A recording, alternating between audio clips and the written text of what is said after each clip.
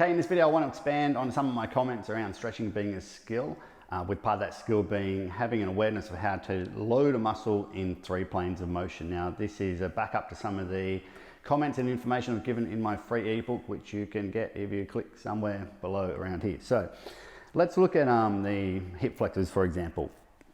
Now in a previous video I spoke about increasing intensity through posterior tilting of the pelvis, which makes sense because we know that, for example, our rec fem attaches at the front of our pelvis.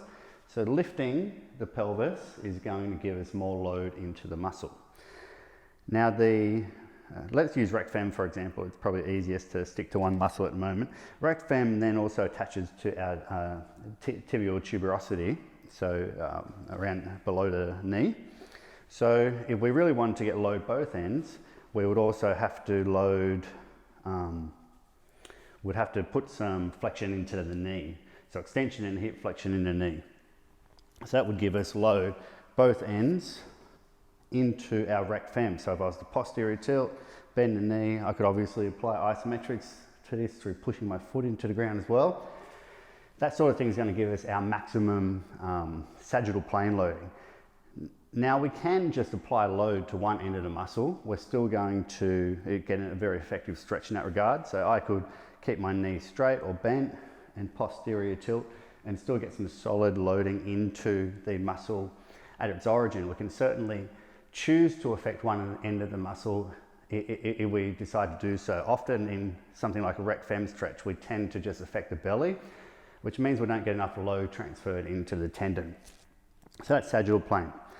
Now, the rec fem, for example, probably has a bias towards internal rotation. Indeed, when we tend to flex the hip, we tend to internally rotate the femur. So giving some external rotation is going to increase my capacity for loading the rec fem. So now if I posterior tilt my pelvis and externally rotate my hip, I'm going to get a very, very strong stretch here. Note, obviously, whenever we're targeting one muscle, we're getting other muscles as well. Obviously, there's a lot of stuff here, so you're going to be getting a lot of stuff loading.